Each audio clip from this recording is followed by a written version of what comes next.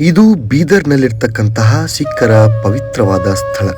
ನಾನಕ್ ಝೀರಾ ಎನ್ನುವ ಹೆಸರಿನಿಂದ ಪ್ರಸಿದ್ಧವಾದಂತಹ ಈ ಗುರುದ್ವಾರವು ಶ್ರೀ ಗುರುನಾನಕ್ ದೇವ್ಜಿ, ಶ್ರೀ ಗುರು ಹರ್ಗೋಬಿಂದ್ ಸಾಹೇಬ್ಜಿ ಮತ್ತು ಗುರು ತೇಗ್ ಬಹದ್ದೂರ್ ಜಿಯವರ ಆಗಮನದಿಂದ ಈ ಸ್ಥಳ ಪವಿತ್ರ ಸ್ಥಳವಾಗಿ ಮಾರ್ಪಟ್ಟಿದೆ. ನೀರಿನ ಸಮಸ್ಯೆಯಿಂದ ಕಂಗಾಲಾಗಿದ್ದ ಬೀದರ್ ಜನರು ಶ್ರೀ ಗುರುನಾನಕ್ ದೇವ್ಜಿ ಅವರ ಹತ್ತಿರ ಅಳಲು ತೋಡಿಕೊಂಡಾಗ ತನ್ನ ಕಾಲಿನ ಹೆಬ್ಬೆರಳಿನಿಂದ ಬೆಟ್ಟವನ್ನು ಮುಟ್ಟಿದರು. ಈ ಬೆಟ್ಟದ ತುದಿಯಿಂದ ಸಿಹಿ ನೀರಿನ ಕಾರಂಜಿ ಹರಿಯಿತು ಮತ್ತು ಈ ಸ್ಥಳವನ್ನ ನಾನಕ್ ಝೀರಾ ಎಂದು ಮರುನಾಮಕರಣ ಮಾಡಲಾಯಿತು.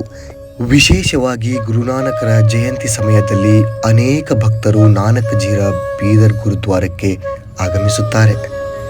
ನೀವು ಒಮ್ಮೆ ಬಿಡುವು ಮಾಡಿಕೊಂಡು ನಿಮ್ಮ ಕುಟುಂಬ ಸಮೇತವಾಗಿ ಬೀದರ್ನ ಈ ಪ್ರಸಿದ್ಧ ಸ್ಥಳಕ್ಕೆ ಭೇಟಿ ಕೊಟ್ಟು ಪುನೀತರಾಗಿ.